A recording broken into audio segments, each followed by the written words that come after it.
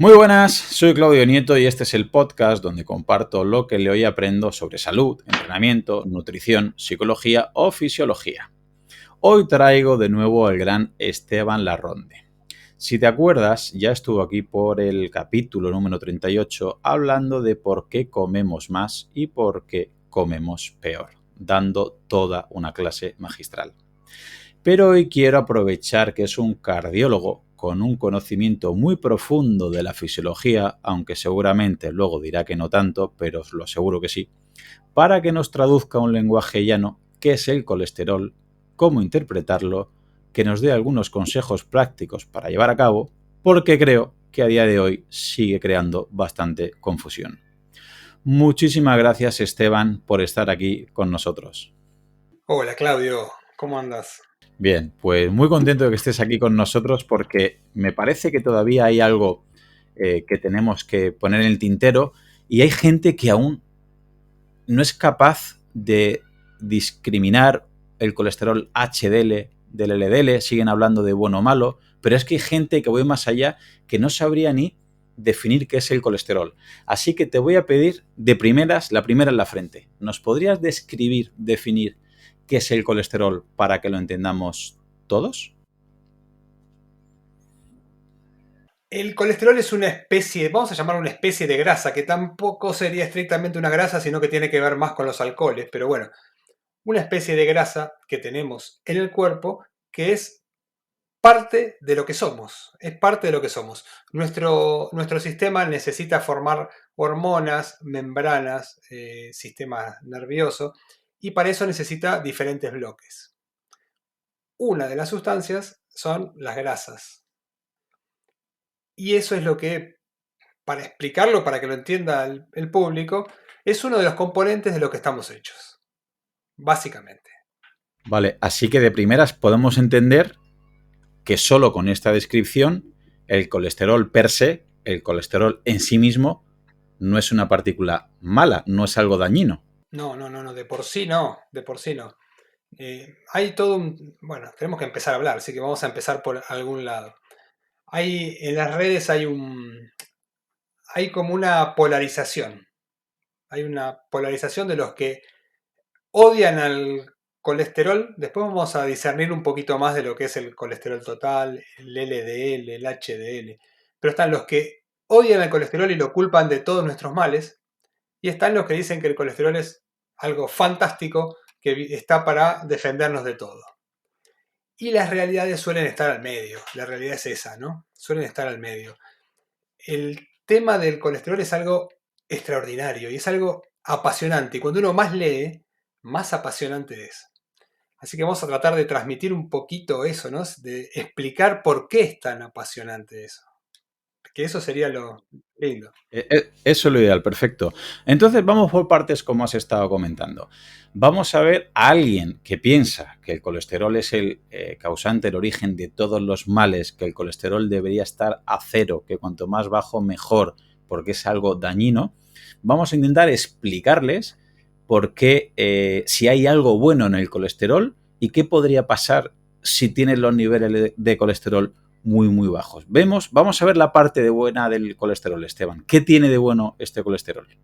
Pará, déjame que antes explique cómo funcionamos. ¿Cómo funcionamos? Eh, lo importante que tenemos, yo lo llamo, esto es un concepto mío, por favor no lo repitan en sus casas. Yo lo llamo flexibilidad genética. Tenemos que usar nuestros genes y que nuestros genes nos permitan que el colesterol suba cuando es necesario que suba y baje cuando es necesario que baje. Por eso, en general, tener flexibilidad genética significa poder interactuar con los estresores del medio, con lo que nos pasa. Por ejemplo, en el embarazo sube, en la lactancia sube. Es necesario que suba y tener la capacidad que suba es estar sano. No tener la flexibilidad genética para que suba, por ejemplo, una enfermedad que se llama A-beta-lipoproteinemia. No tenemos LDL en sangre, que es el colesterol malo, por decirlo de alguna forma. No podemos elevarlo cuando necesitamos. Eso es gente que muere muy joven, y con muchos problemas hepáticos, bueno, muchos problemas. Y las personas en el otro extremo, que nacen con un gen defectuoso y tienen el colesterol, el LDL, muy alto todo el tiempo, que es la dislipemia heredofamiliar, no pueden bajarlo.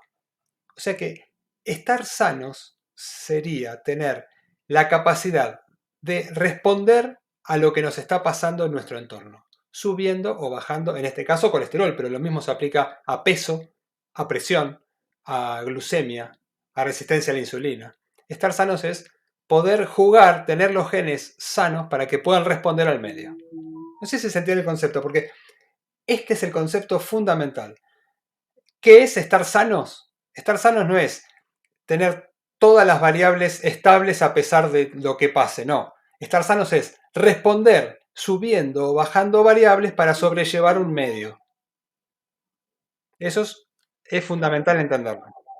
¿Pasaría algo parecido, entiendo, un parámetro como puede ser la frecuencia cardíaca, la frecuencia respiratoria, la tensión arterial, la temperatura? Es decir, hay momentos que debe estar en rangos, en niveles más bajos y momentos que debería estar en niveles más altos para adaptarse al entorno, para adaptarse al medio, para adaptarse a la situación.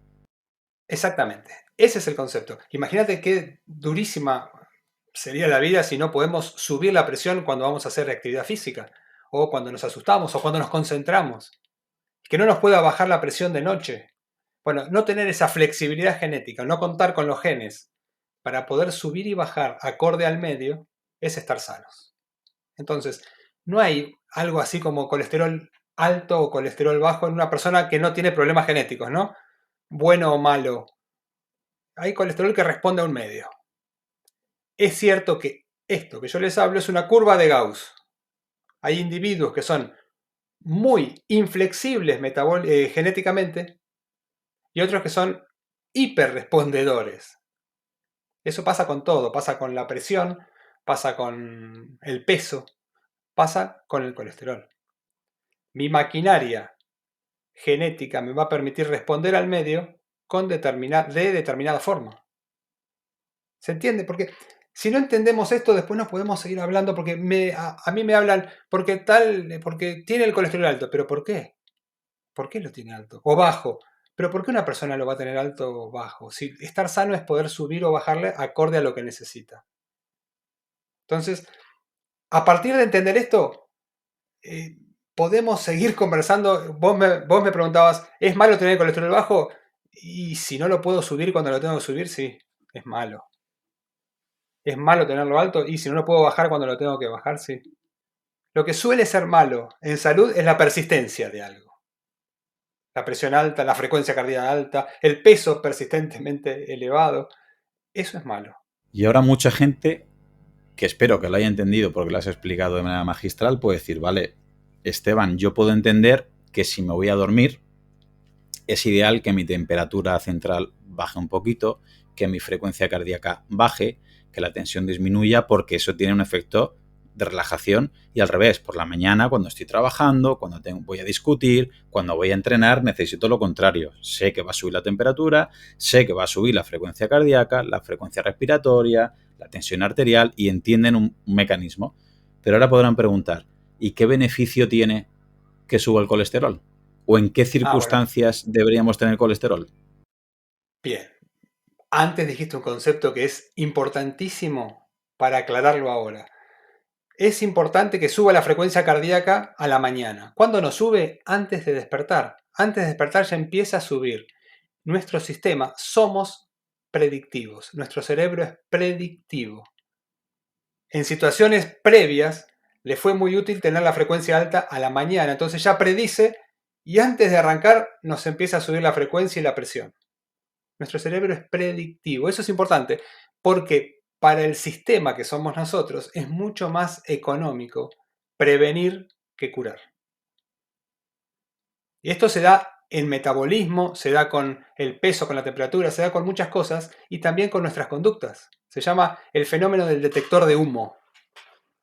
Para un ciervo va a escapar ante 100.000 ruidos, pero prefiere escapar ante 100.000 falsos ruidos de un león y no ser devorado una sola vez.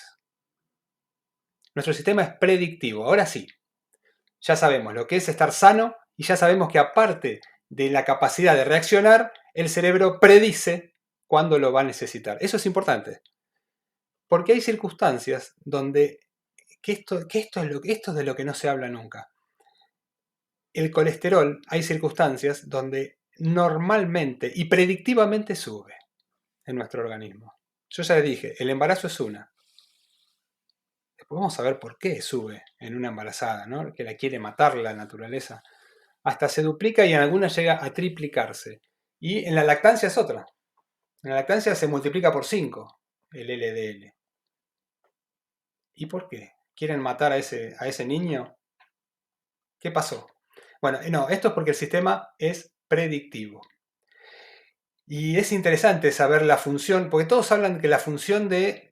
El colesterol es una grasa, dijimos. Las grasas no se pueden transportar en la sangre como grasa, porque el agua y el aceite, la sangre es un medio acuoso y la grasa en el agua no se pegaría a las paredes, no funciona transportada en agua. El cuerpo, de una forma muy sabia, las envuelve con una proteína, que es un transportador, para que esas proteínas puedan dirigirla a donde son necesarias. Todos te van a hablar que la función de las proteínas que transportan lípidos, que ahora sí sabemos, ya hablamos de proteínas que transportan grasa. Tenemos una de esas proteínas es el LDL, es la lipoproteína de baja densidad, es el LDL. Otra es el HDL, que es el bueno, el que le decíamos bueno. El LDL es el malo. Bien, hay otras más. Está el VLDL, que es un precursor del LDL, es el papá del LDL. Y el IDL, que es un paso intermedio entre los dos. Van como cambiando en la sangre de uno a otro. El hígado produce las VLDL, que es una forma que tiene de mandar la grasa a la sangre. Y en la sangre se van sacando diferentes ácidos grasos y se va transformando en el LDL. Bien, todo este verso que estoy haciendo es para decir que las grasas son transportadas por proteínas. Normalmente, cualquier médico te va a decir que la función del LDL es transportar grasa hacia donde es necesaria, para la síntesis de hormonas, de vitamina D, de membranas. Hasta ahí lo sabemos todos. ¿Qué más sabemos los médicos? Que a donde veíamos LDL alto, veíamos problemas en las arterias. Es así. Bueno, ¿qué más veíamos los médicos? Que cuando más alto era el LDL, más problemas cardíacos. Y que cuando más lo bajábamos con la medicación para bajarla, mejoraban un poquito los eventos cardiovasculares. También vimos que en animales de experimentación, donde eran animales como los conejos, los alimentaban con una dieta no adecuada, o sea, que no estaban acostumbrados, que les subía muchísimo el colesterol, también le pasaba lo mismo en las arterias. También vimos que en los estudios mendelianos, que eso es de flexibilidad genética, justamente, ¿no? La gente que no tiene flexibilidad genética para bajar el LDL y está siempre alto, tenían más problemas en las arterias. Y los que tenían inflexibilidad genética, pero siempre bajo, tenían menos. Hasta ahora nos cierra todo para decir que el LDL es malo. Y que un recién nacido nace con 20 miligramos por decilitro de LDL. Para un normal, si yo le doso a alguien, tiene 100. Y un dato más. Los animales que no tienen aterosclerosis tienen muchísimo menos LDL que los seres humanos que sí la tienen. ¿Te convencí que el LDL es malo? A mí no, pero imagino yo, cualquier persona que esté escuchando, claro, lo compra. Obviamente parece que el malo de la película es el LDL, por ahora. Es más, te voy a decir más. Con las nuevas drogas que hay para bajar el LDL, lo bajo a cifras de 30, 20 miligramos por decilitro, igual que un bebé recién nacido. En la sangre del cordón le sacan eso. Y no veo efectos adversos, casi. No veo muchos problemas musculares, porque los que van en contra de la medicación dicen que tienen muchos efectos adversos. Y los tiene, es cierto, pero no se ven tanto. Yo uso pacientes que les doy medicación para bajar el LDL y más o menos coincido con los estudios. En el plazo del estudio no se ven grandes efectos adversos. Y en la práctica se ven un poquito más, porque en la práctica sí se ven más dolores musculares, pero no es de todos los días. En los estudios se ven menos porque muchos estudios descartan al principio los que no lo toleran. Pero bueno, ahí está. En estudios observacionales, genéticos, de randomización mendeliana, estudios de intervención con estatinas, estudios animales, todos esos arrojaron que cuando menos LDL, mejor. Vale. Listo, podemos terminar acá. Ese es el mainstream, eso es lo que dicen todos. Vale, entonces voy a hacer un resumen para que me des el visto bueno, por si hay alguien que se ha perdido por ahora, que vaya cogiendo el hilo. ¿Te parece, Esteban? Hemos Vale. comentado que el cuerpo humano, la fisiología es predictiva, ¿no? Que yo creo que hay que recomendar un libro que tú has participado en su traducción de Peter Sterling, de What is Health, ¿verdad? Que ahí comenta muy bien que cuando me despierto y antes de enfrentarme a cualquier estímulo, el cuerpo es predictivo, es decir, quiere anticipar la respuesta y prefiere incluso equivocarse en esa respuesta para evitar una posible consecuencia que fuera fatal. Has puesto el ejemplo claro, ¿no? Que sucede muchas veces, que si estamos por la montaña y a lo mejor ves una manguera en un segundo, piensas que es una serpiente y huyes, pegas un grito o huyes en ese momento pensando que era una serpiente. Es un sesgo, pero eso nos ha salvado la vida durante años y esa predicción ayuda a evitar que si fuera un depredador o si fuera un peligro real, pues se acabará con nuestra vida. Y hay que pensar que eso también pasa con la frecuencia cardíaca, con la tensión arterial, con muchas otras cosas. El cuerpo anticipa una posible respuesta para asegurarse, porque le cuesta más prevenir que curar. Y resulta que con el colesterol también es algo similar, ¿no? Con ventas que vas también en ese sentido, que yo sinceramente desconocía completamente. Comentas que paradójicamente en el embarazo se multiplica por 2 o por 3 el colesterol, el nivel de colesterol en la embarazada, y que la lactancia llega a multiplicarse por 4 o por 5. Que ahora nos explicarás por qué sucede eso, porque imaginamos que la fisiología tonta no es y no quiere dañar ni a la embarazada ni al bebé. Y que el colesterol no puede viajar por la sangre de manera libre y que tiene transportadores, que son transportadores en forma de proteína, ¿no? Por eso se llaman lipoproteínas, es una mezcla de proteína y de grasa, que está la LDL, que es la lipoproteína low density, de bajo nivel, que normalmente le hemos llamado el colesterol malo, porque es el que lleva el colesterol a sitios que ahora veremos, y antes había más eventos y se suponía que cuando había problemas cardiovasculares se asociaba, como has comentado, a un LDL alto, y que cuando no había esos problemas aterogénicos o en estudios con animales, resulta que ese LDL era más bajo, con lo cual, si solo leemos hasta ahí, el LDL parece el candidato obvio, que es el culpable de la película. Y luego hay otros transportadores, que ya hablaremos un poquito. El contrario al malo sería el bueno, que es el HDL, el High Density Lipoprotein Level. Y luego hay otros que imagino que no dará tiempo a ver tanto, como el VLDL, ¿no? Very Low, entiendo, y el IDL, que es el intermedio. Hasta ahí hemos hecho un buen resumen, Esteban, para que la gente se pueda sincronizar con el podcast y pueda seguir un poquito las próximas explicaciones. Perfecto, vamos a continuar. Entonces, lo clásico es que LDL transporta grasa a donde se necesita para crear las hormonas, las membranas, lo que se necesita. Pero en los estudios vimos que cuando más bajo, mejor. Y ese es lo que dice ahora el mainstream tradicional de la cardiología, LDL cuando más bajo, mejor. Y llegaron a decir que LDL es un tóxico que debe ser erradicado de los seres humanos. Tanto es así, hay paper, eso está en todas las redes por varios lipidólogos. Y hay un paper que salió hace un par de años que propone bajar todo lo que se pueda y lo antes posible para erradicar la aterosclerosis. Hasta ahí estamos, hoy. Ahora, ¿qué hay más interesante? Ahora que sabemos que nuestro sistema es predictivo, ¿cuál es la función del LDL? Es cierto, transporta lípidos, pero tiene otra función. Tiene otra función. La dejamos acá colgadita la otra función y vamos a ver cómo funcionamos. Nosotros funcionamos con energía. Esa energía viene del ATP. para hacer ATP necesitamos alimentarnos y que ese alimento llegue hasta la mitocondria, donde se produce el ATP. Pero no es gratuito hacer ATP. Hacer ATP genera un hollín, como todo motor. Ese hollín son los radicales libres. Los radicales libres son moléculas altamente reactivas que van a oxidar todo lo que puedan.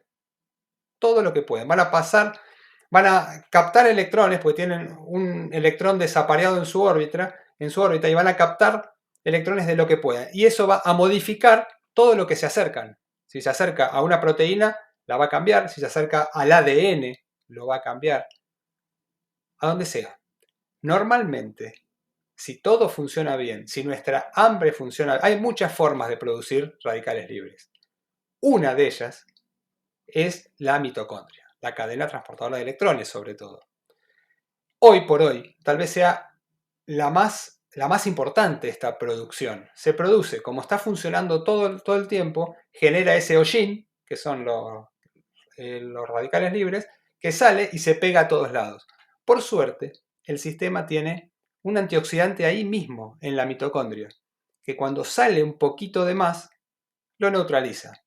Si se escapa un poquitito, es bueno porque ese poquitito le va a avisar a otras mitocondrias y a otras células y a otras partes que ya está, ya comimos. Avisa a los centros del hambre que ya está, que es un señalizador. Claro, pero en el exceso que estamos teniendo ahora, supera los antioxidantes locales, los de la mitocondria, y se libera la sangre. Se liberan esos radicales libres, que no pueden estar ahí porque producen problemas, empiezan a cambiar todas las proteínas, todo el ADN. Es muy malo eso. Pero no te preocupes, el cuerpo tiene un segundo antioxidante, la superóxido dismutasa.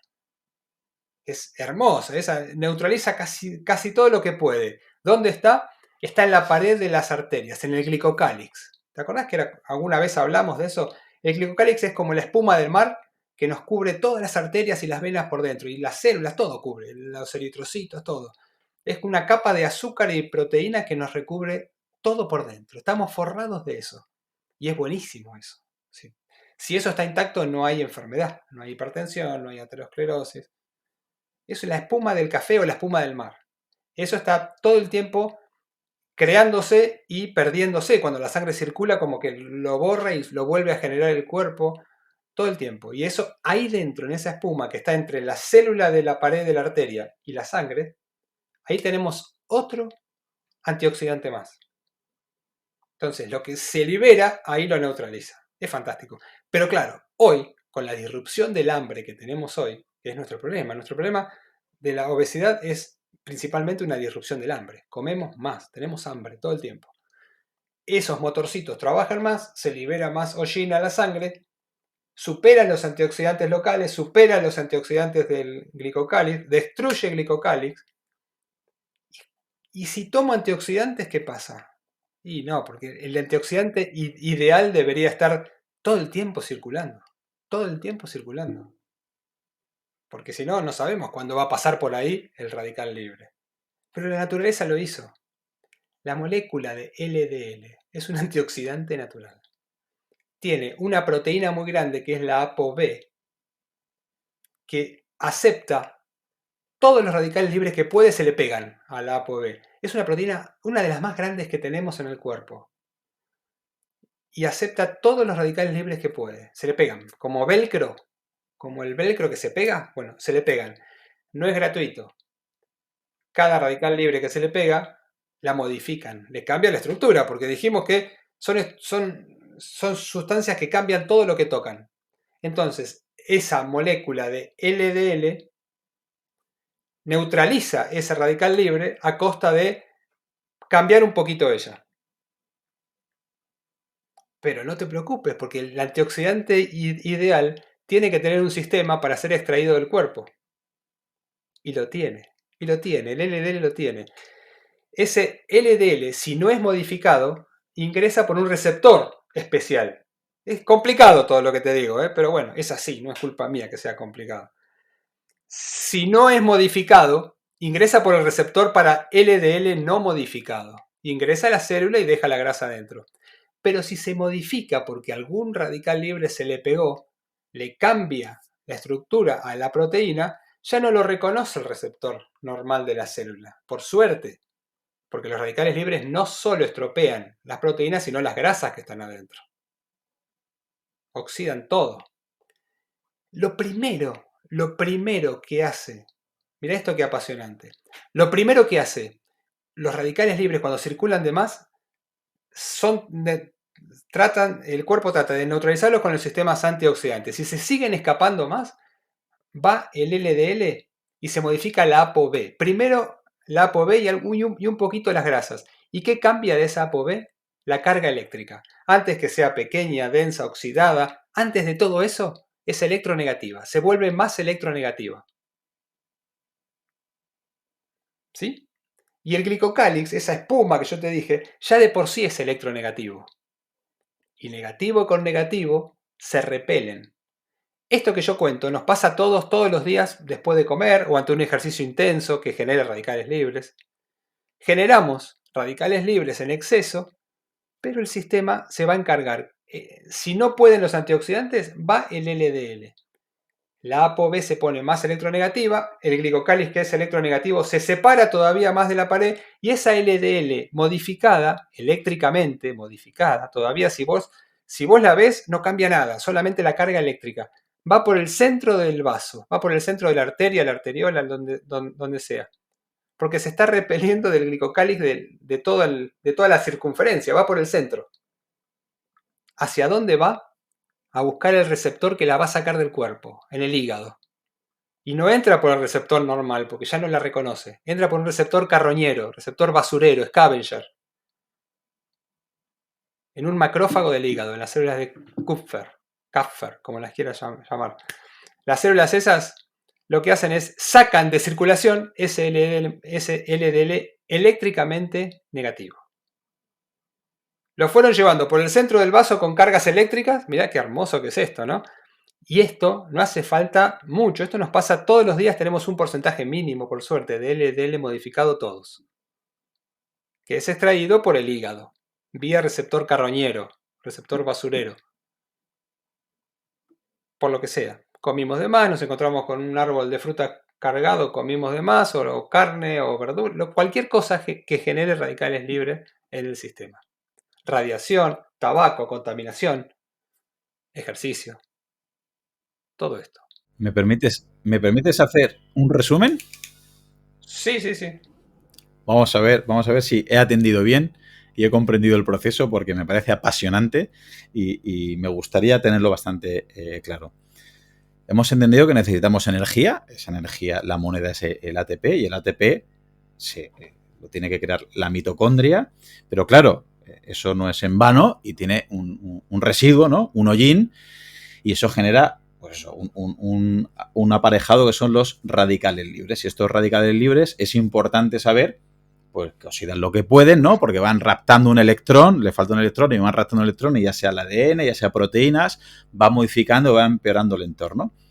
Tenemos dos tipos de antioxidantes en este momento, ¿no? Los locales de la mitocondria y luego los que en el glicocálix, que es la superóxido dismutasa, que el glicocálix has comentado muy bien, que es como dentro de los vasos, ¿no? Tenemos como una capa de algodón, una capa de espuma, que es una capa protectora y es una capa que está, digamos, este antioxidante, que lo que va a hacer es evitar que esos radicales libres que hemos dicho que eran perjudiciales, eran potencialmente dañinos, como es lógico, actuaran.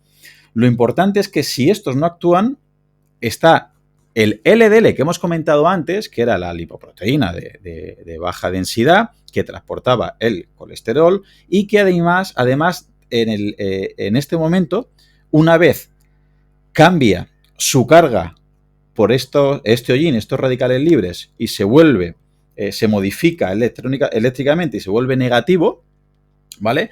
Tenemos que no va a afectar el glucocálix, porque el glucocálix también tenía una carga negativa. Entonces, si este LDL se vuelve negativo, se repelen, con lo cual entendemos que ni el LDL modificado ni ese radical libre, digamos, va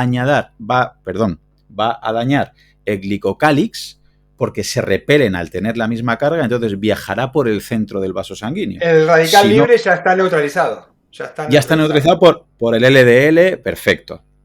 Entonces, Pero, el L, dime. no, que no es gratuito. Ese radical libre que fue neutralizado por el LDL, como que entregó un poquito del daño, pero el LDL lo toma, se vuelve un poquito dañino. Tal vez menos reactivo que el otro, pero se vuelve un poquito dañino. El LDL se sacrifica y se daña a él un poco por no dañar tanto al organismo e intenta sacarlo del cuerpo, primero, no dañando al glicocálix, porque es negativo, igual que el glicocálix, con lo cual viaja por el centro del vaso sanguíneo, para que nos entiendan, y no va a dañar esa arteria, y además el cuerpo no lo reconoce y no, digamos, no entra por el obturador normal, y el hígado es capaz de evacuarlo y sacarlo del cuerpo, con lo cual estará sacando ese radical libre neutralizado y este LDL que se ha dañado, que se ha ofrecido, para que nos entiendan los oyentes, se ha sacrificado, se ha dañado él solo, pero para que el organismo no salga perjudicado. Más o menos lo he explicado de manera... Perfecto. Y esto nos pasa a todos los días. Esto explica una de las paradojas que no podemos explicar los cardiólogos. ¿Por qué un ultramaratonista? Porque un ultramaratonista tiene mucha aterosclerosis y no tiene eventos, no tiene infarto y accidente cerebrovascular. ¿Por qué? Porque cada carrera es una sobrecarga de radicales libres. Un ultramaratonista es una carrera compleja y sobrecarga de radicales libres al sistema. Pero como es un hombre metabólicamente sano, termina la carrera, ese estrés pasajero daña todo lo que puede, ¿eh? Daña las arterias, daña el glicocálix, daña el LDL, pero termina la carrera y se recupera. Se vuelve a recuperar el glicocálix enzima, el estresor desapareció porque el estresor era la carrera. Se vuelve a mejorar todo, pero el daño que hizo, lo hizo en esa carrera. Después el cuerpo crece por arriba del glicocálix, la reacción inflamatoria en esa pared de la arteria se corta, tenemos aterosclerosis, sí, pero no tenemos eventos, porque el glicocálix es un gran protector de los eventos intravasculares. No existe trombosis con glicocálix intacto. No se agregan las plaquetas. Entonces, por eso, los ultramaratonistas tienen grandes cantidades de aterosclerosis, tienen un score de calcio en las tomografías alto, pero no tienen eventos.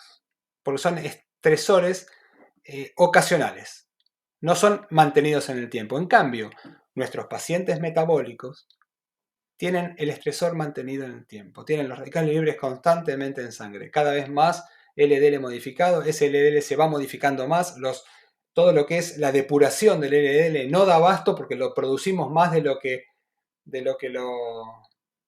lo eliminamos, y eso genera un estrés en el glicocálix y en la pared arterial.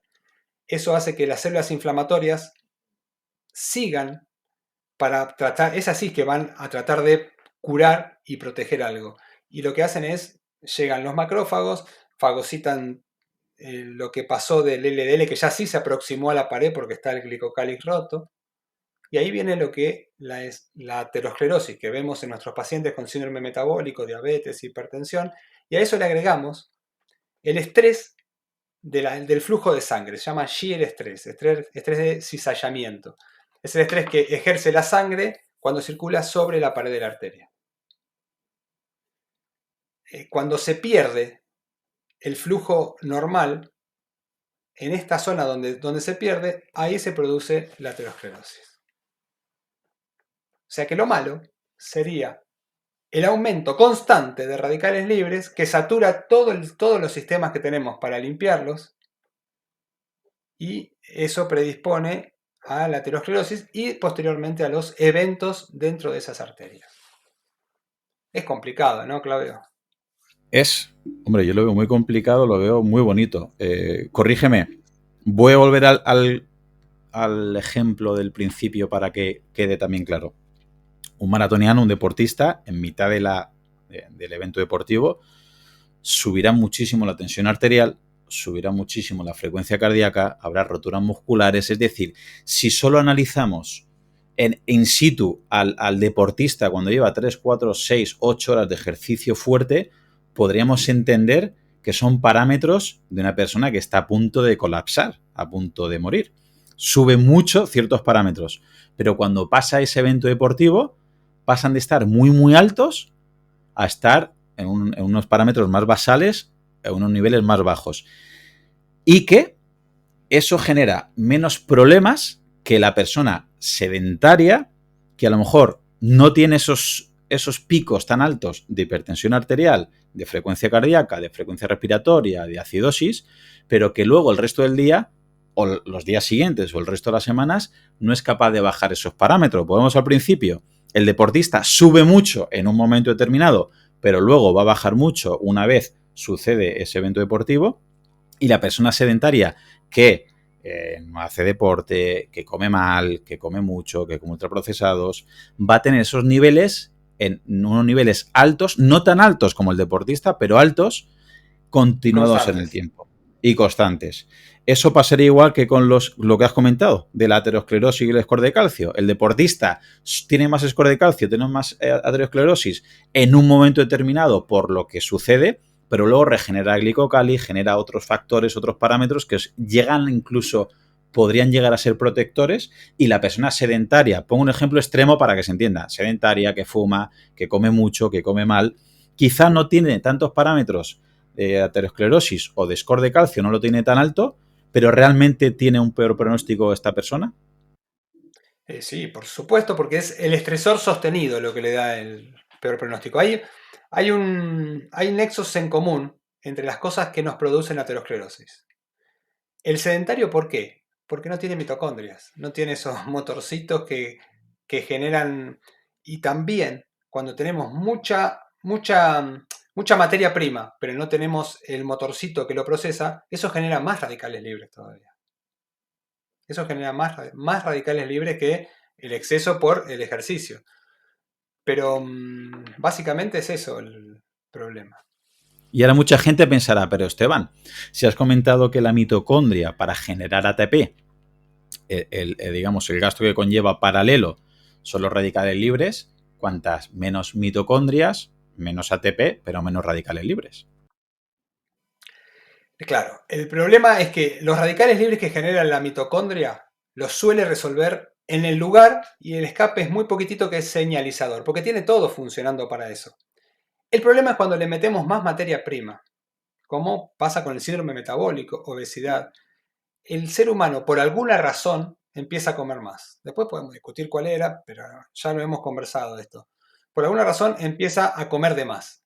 Que eso no pasa nunca en la naturaleza, ni por exceso de alimento, ni por... Algo pasó, que son las intenciones de venta de eso, pero no importa. Empezó a comer de más, se empezó a sobresaturar esa mitocondria y empezó a llegar más materia prima. Empieza a disfuncionar, se llama actividad aberrante del complex 1 o el complex 3. Empiezan a salir muchos radicales libres y se genera una cosa más linda, y no se forma ATP, se corta la cadena transportadora, mucho radical libre, y no se forma más ATP. Y el concepto que sale ahí es la pseudohipoxia. El paciente tiene oxígeno, pero no tiene ATP, no tiene energía. Por eso el paciente con síndrome metabólico es muy difícil mandarlo a hacer actividad física, porque no puede. No porque no quiera, porque no puede.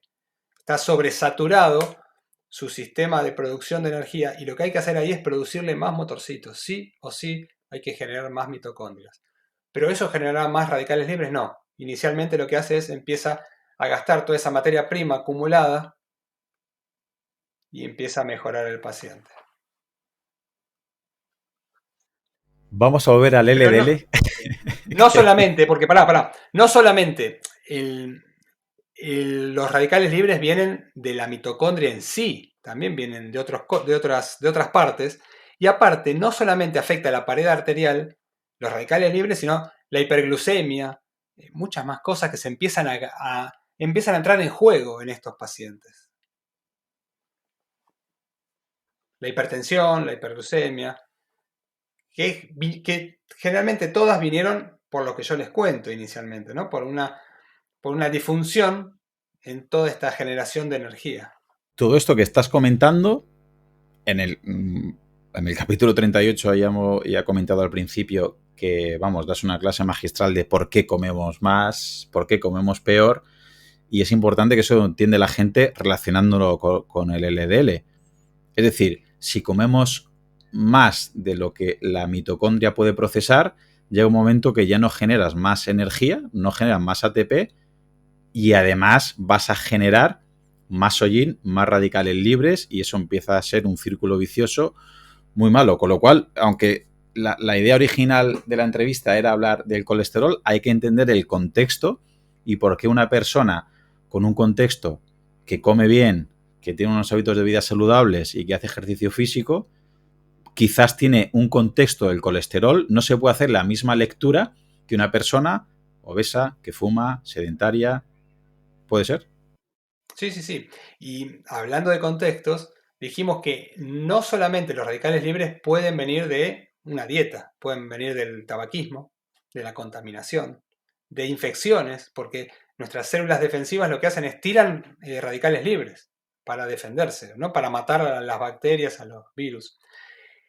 Y ante un exceso de radicales libres, el antioxidante perfecto, que es este LDL, tiene otra particularidad. Cuando el sistema sensa que hay muchos radicales libres, puede aumentar el LDL. Tiene una forma de aumentar ese LDL. ¿Cómo? Si fumamos, si estamos expuestos a contaminación, si estamos expuestos a infecciones crónicas, aumenta una proteína que se llama la PCSK9. Mirá, hasta tenemos un sistema para subir el LDL en caso de problemas. Y está ese, ¿eh? Que lo que hace es, como predice o como que ya sensó que algo pasó, empieza a aumentar, empieza a meter los receptores del LDL normal para adentro y ese LDL sigue circulando y en más cantidad. Aumenta la concentración de este antioxidante que es el LDL. Es extraordinario eso, ¿no? La PCSK9. Para muchos cardiólogos podría ser un error. Si estás subiendo el LDL, si nos quedamos con la primera versión del LDL, que es algo dañino, sería un error que obviamente estás describiendo que no lo es. No es, no, todo funciona bien. Incluso los chicos con sepsis, sepsis es una enfermedad, es una infección muy grave que nuestro sistema inmune se fue de ya, reaccionó mucho y le está causando problemas al niño ese. Esos niños, si uno le inhibe la PCSK9, tienen más problemas, se mueren más. Eso ya está estudiado. Pero bueno, dejémoslo, son respuestas extremas esto que estoy. Por englobarlo, Esteban, entonces, ya sea por contaminación, ya sea por fumar, ya sea por estrés, ya sea por lo que hemos comentado antes de los radicales libres, ¿no? Que hay un exceso de radicales libres porque comemos más, porque comemos peor, porque no tenemos suficientes mitocondrias. Hemos entendido que este LDL se sacrifica y hace de antioxidante y nos ayuda a, ¿no? Incluso que está la PCSK9 que puede hacer que suba un poquito más el LDL como de manera predictiva para protegernos. Entonces, si En ahora nos determinados quedáramos contextos. en determinados contextos, correcto, pero si ahora nos quedáramos aquí, ya podría decir mucha gente, ostras, he escuchado a un cardiólogo hablando de los beneficios del LDL como antioxidante, cuanto más alto mejor. ¿Qué No, le podremos no, ese decir? es el otro problema.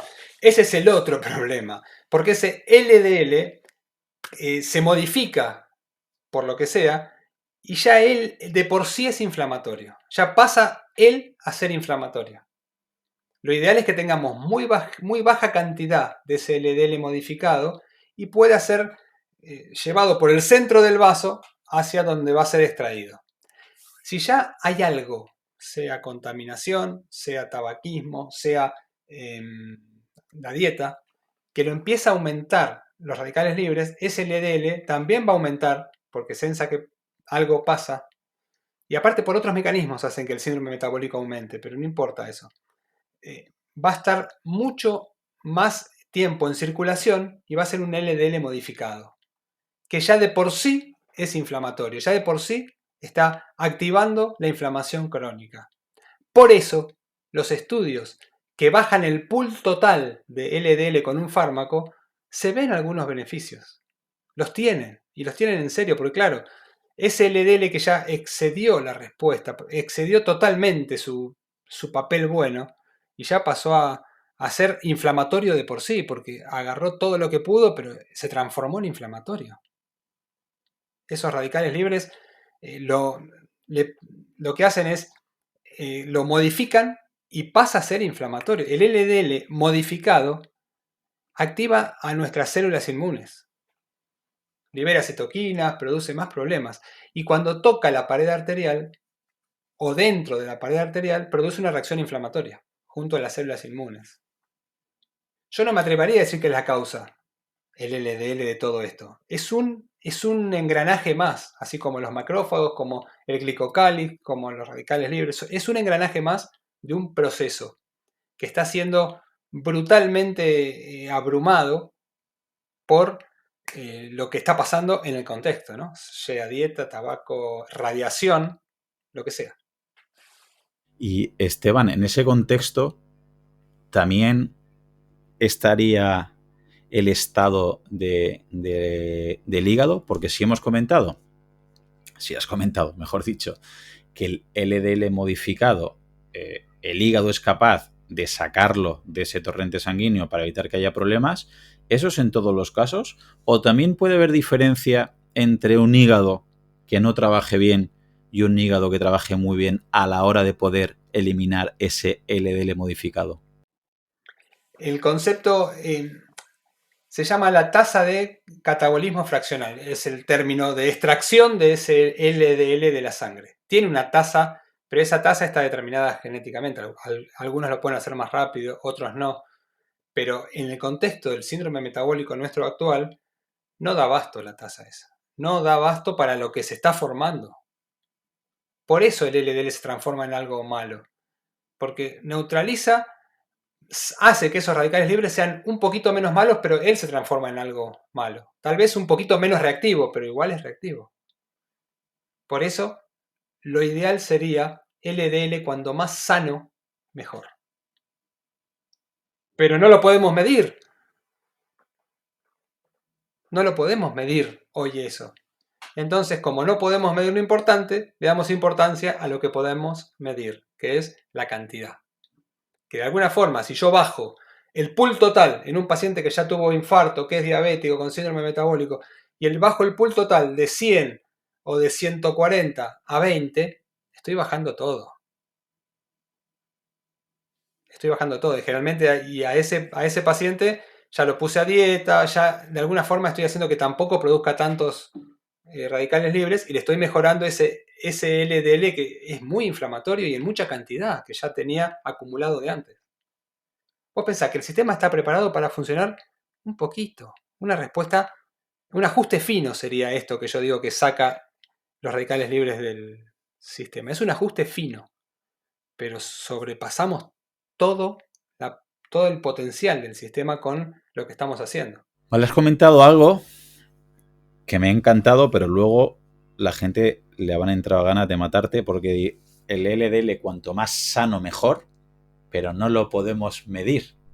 Ahora te voy a dar la vuelta a la pregunta. ¿Podríamos intuir con otros parámetros? No sé, yo aquí me apunto a varios para ver si podemos por lo menos intuir como homocisteína, como insulina, triglicéridos, hemoglobina glicosilada, algún ratio con colesterol, HDL o vitamina D.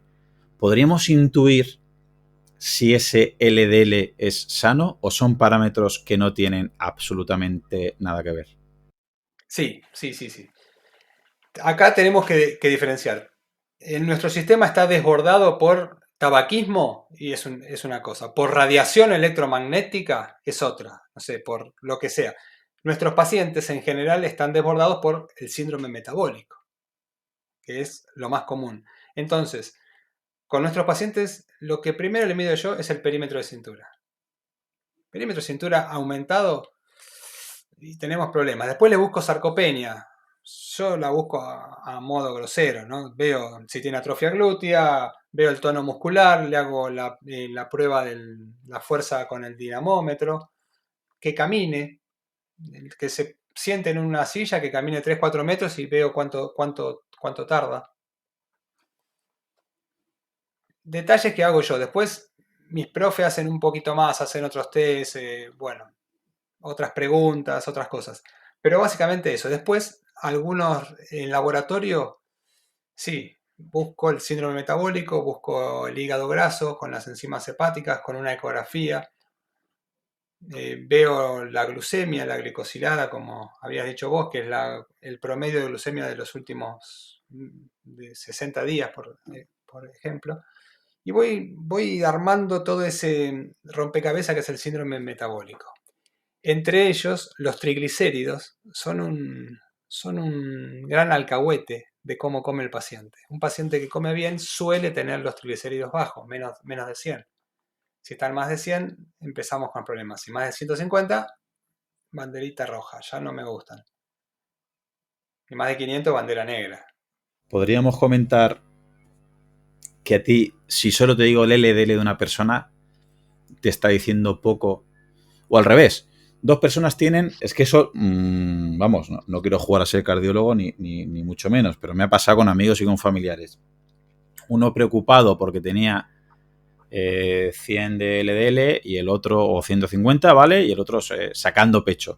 Resulta que el que está orgulloso de tener el LDL en 100 o en 150, como decías, tiene sarcopenia, es decir, tiene pérdida de masa muscular, tiene dinapenia, tiene pérdida de fuerza, tiene cratopenia, no se puede mover, tiene es lento moviéndose, tiene movimientos como de persona de tercera edad, mucha grasa en el abdomen, el hígado graso, a lo mejor luego los triglicéridos por las nubes.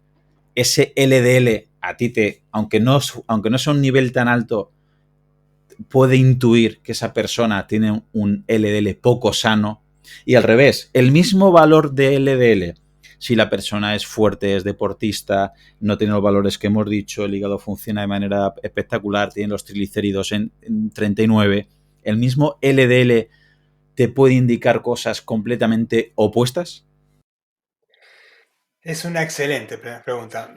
Déjame hacer un resumen como haces vos de lo que dijiste vos. Hablaste de sarcopenia, dinapenia y cratopenia. La gente no sé si sabe qué es. Lo has explicado, yo creo, cuando en otros podcasts, pero por ahí los que estuvieron acá no lo saben. Dinapenia es cuando no tenemos menos fuerza, ¿no? Vos me vas a corregir. Sarcopenia tenemos menos músculo y cratopenia menos potencia en esos músculos, ¿no? Tiene que ver con las fibras más rápidas, Correcto. ¿eso? ¿Está bien así? Sí, perfecto. Bueno, bien. No, eso también marcaría que hay problemas con las mitocondrias, por decirlo de alguna forma, con los generadores de ATP. Bueno, ahora sí, vamos con la pregunta. ¿Es lo mismo tener 160 que 100 con determinados contextos o no? Normalmente siempre dije que somos una curva de Gauss. Todos solemos respetar la curva de Gauss. Los valores promedio en los seres humanos de LDL están entre 70, 100, 120 podemos decir. Ese es el promedio. Cuando más nos vamos alejando de eso, entramos en inflexibilidad genética o en hiperrespuesta genética. No sabemos si es un hiperrespondedor o un inflexible. A mí cuando tienen 160, 170, ya hay mucha ApoB circulando, que no me gusta que esté circulando, porque la proteína puede envejecer de por sí en la sangre. Y no me gusta aunque el contexto metabólico sea bueno. A mí no me gusta, no es lo que yo espero en un sistema, por lo menos como tiene que funcionar. ¿Qué nos dice la ciencia? Que hay un porcentaje que en general les afecta, hay un porcentaje que no, y no sabemos por qué. Hay gente que tiene 200, son una minoría, ¿no? Las mujeres sobre todo, que pueden tener 200 de LDL y no tienen eventos. Y no sabemos bien por qué. Yo creo entenderlo, pero a mí no me gusta que esté alto en un contexto saludable, porque me indica inflexibilidad genética. Como tampoco me gusta que esté muy bajo en un concepto donde, en un contexto donde debería subir, que un lactante no pueda subir de esos 20 a 150, 160, que es lo que tiene después de tomar la leche materna alta en grasas saturadas, que no es porque lo quiere matar, es porque en esa época no pueden circular radicales libres, pues hay una alta demanda de tejidos, de sistema nervioso, de ADN, y no puede darse el sistema el lujo de que circulen radicales libres. Entonces, predictivamente, le da una leche llena de grasa saturada para que suba el LDL de 20, que es muy poquitito para ese sistema, intuye que va a ser malo y lo sube. ¿Cuánto lo sube? Y lo que dura la lactancia, también es pasajero. Si ese LDL tiene, ese bebé tiene 150 siempre, tampoco está bueno, porque esa ApoB se modifica y va lijando por dentro todas las arterias. No sé si me explico cómo funcionamos. Somos una balanza que tenemos que estar todo el tiempo sensando lo que pasa y actuando en base a eso. Y con una predicción que va a ser lo menos malo, porque todo es malo, siempre todo tiene un desgaste. De la misma manera entiendo que, por ejemplo, decías que si el contexto es muy bueno, pero el LDL está alto, no te gusta. A mí no me gusta, no me gusta. Que es el famoso, el hiperrespondedor, el flaco hiperrespondedor, el que es el deportista sano, joven, que empieza a hacer una dieta alta en grasa y le sube muchísimo ese LDL. Se postula que es la forma que tiene el organismo de llevar energía a los distintos tejidos, pero todavía lo están estudiando. Tal vez el año que viene diga, no tenía razón, la verdad que es algo bueno, pero hoy por hoy que circule tanta ApoB, que puede ser modificada, puede superar la tasa de extracción y queda circulando, a mí no me gusta, porque cualquier radical libre, que es mucho peor que circule como radical libre, le puede pasar su daño a ese LDL y también queda como una especie de radical libre, porque ese LDL es inflamatorio cuando lo modificó. Pero el tiempo nos va a dar la respuesta a esta. ¿Nos podrías regalar algunos consejos prácticos para intentar tener un contexto positivo en este sentido y poder porque claro, mucha gente dirá, yo me hago un lío o cojo la analítica y simplemente el LDL está alto y lo único que me dicen es, pues no, pues algún lácteo que hay con esteroles para bajar el colesterol, porque siguen teniendo esa preocupación. ¿Nos podrías dar consejos prácticos de estilos de vida? Obviamente es imposible porque habría que hacerlo de manera individual y viendo el contexto de cada uno, pero así grosso modo a nivel general, ¿qué nos puede hacer intuir a la gran parte de la población que mejore ese contexto metabólico respecto al colesterol, LDL, radicales libres? Te voy a decir una frase que la digo siempre, que a mí me encanta. Se me ocurrió y dije, qué brillante esto, y que es una estupidez porque no te voy a decir nada. Pero bueno, la mejor dieta es la que me permite menos radicales libres circulantes y músculo más sano. Yo, si logro una dieta con la menor cantidad de comida posible, o sea, la menor cantidad de lo que sea que me permita tener músculo sano, siempre con los micronutrientes, ¿no? Teniendo en cuenta eso, que no falten. Si yo logro eso, el sistema va a funcionar perfecto. Que es más o menos la dieta de las zonas azules. No comen mucho, comen un poquito, tienen mucha actividad. Es eso. Básicamente es eso. Come la menor cantidad posible que te permita tener músculo sano. Y el otro secreto que es tratar por todas las maneras que con ninguna estrategia se metan en tu hambre. Y se meten, empezamos a engordar en el año 70, en el 75. ¿Sabés qué pasó? ¿Por qué empezamos a engordar y las curvas se dispararon en el 75? En el 67, 68 nació la Biblia del marketing. El marketing pasó del hombre que vendía helados, vendo helado o sandía, no sé, pasó que promocionaba el producto en sí, la industria pasó a fijarse en el consumidor. Ese fue el paso que nos hizo engordar. No fue ni la grasa, ni el azúcar, ni nada. El mayor consejo que yo doy ahora es evita caer en las estrategias del marketing, por lo menos para alimentación. Cae con los celulares, con el auto, no sé, no importa. Te va a estropear igual, pero cae con los que vos quieras. Yo caigo, a mí los celulares me gustan, las computadoras, pero con la alimentación no me van a agarrar. Y hay que evitar caer en esas estrategias con la alimentación. No digo, Te sería escucho. peor comer ¿Comer mal sería peor comer mucho o sería peor no moverse? Sí, yo sé que la respuesta es la combinación, pero si te ponemos una pistola en la cabeza, Esteban, ¿qué crees que es peor? ¿La persona que come más y come peor No o sé, no la sé. persona ¿Por que qué? no se mueve? No sé. Y sí, yo creo que sí, pero es una, no sé, no, no tengo por qué decidir entre esas dos cosas. No tengo por qué decidir. Pero bueno, es muy malo cuando nuestra hambre se altera y comes mal. Es muy malo, es muy malo. Tal vez sea el principio del mal. Y el consejo es ese, no entres en las estrategias de venta, por lo menos en alimentación. En el resto no sería tan serio para tu salud, o sí, ¿no? No sé, pero en estrategias de venta no. Y las estrategias de venta te puedo asegurar que son extraordinarias, extraordinarias. Fueron hasta lo más fino que se nos pueda ocurrir. Se metieron con la ciencia, se metieron con todo, se metieron con todo. Y, y necesito evidencia para decir esto, y sí, la tengo. Vendieron más. Si vendieron más, comimos más. Las curvas de su empresa fueron para arriba.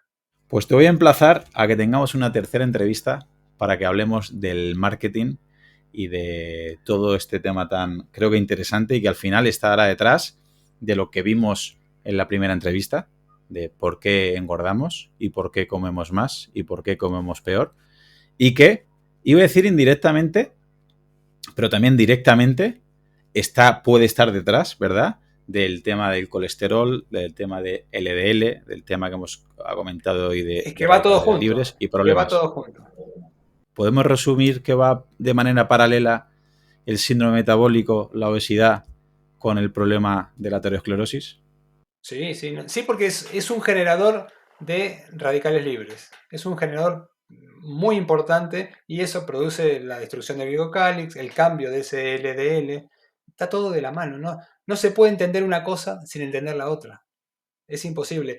Y cuando me dicen que LDL es la causa de la aterosclerosis, digo, te me estás quedando, estás viendo el dedo que señala la luna y te me quedás mirando el dedo y el problema está en la luna, no es el dedo. Los problemas suelen estar fuera de nuestro cuerpo, salvo que tengamos un gen alterado. Si tenemos un gen, sí, ahí no hay problema, estamos enfermos, un gen o un daño puntual. Pero nuestros problemas son más sociales que moleculares.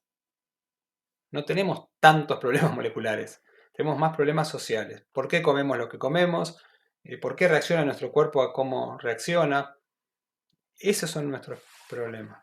Esteban, ha sido un placer enorme hablar sobre el LDL, colesterol, radicales libres. Creo que tienes una visión de la fisiología del cuerpo, del metabolismo, que es muy enriquecedora. Recomiendo encarecidamente a todo el mundo que siga tus divulgaciones, que compre el libro que has ayudado en la traducción y a la elaboración, ¿no?, de What is Health, de Peter Sterling. Y me gustaría que nos dijeras, si hay algún incauto que no te conoce, dónde te pueden encontrar en redes sociales para que lean y escuchen tus divulgaciones, o si participas en algún congreso, en algún curso. ¿Dónde te podemos encontrar, Esteban? Bien, en Twitter lo uso como un resumen de lo que estudio. Soy @EstebanDL, que son Esteban Darío Larronde, que soy yo, no es por LDL. Esteban DL. Y en Instagram hago un poquito más de divulgación general. Soy @Esteban_Larronde. Muy bien, pues ha sido un placer que estés aquí por Igualmente. segunda vez y espero que aceptes una tercera charla para que hablemos del marketing y de todas las cosas tan interesantes que comentas, Esteban. Vale, vale, ahí estaremos. Te mando un fuerte abrazo. Abrazo. Solamente agregar que si te ha gustado, la manera de agradecérmelo es que lo compartas con algún amigo, algún familiar, tu grupeta de entrenamiento o algún compañero. Si ves interesante el contenido y quieres escuchar los próximos episodios, suscríbete en tu reproductor de podcast habitual. También recordarte que me puedes encontrar en Instagram, Facebook y sobre todo YouTube, Twitter o en mi blog Profe Claudio Nieto, donde intento compartir información que creo interesante aclarar y divulgar. Y un último favor, deja una reseña en la plataforma que utilices. Me ayudarás a darme a conocer y que pueda llegar el mensaje a mucha más gente. Así que con esto me despido, muchísimas gracias por escucharme y te espero en unos días por aquí con un nuevo episodio. ¡Hasta pronto!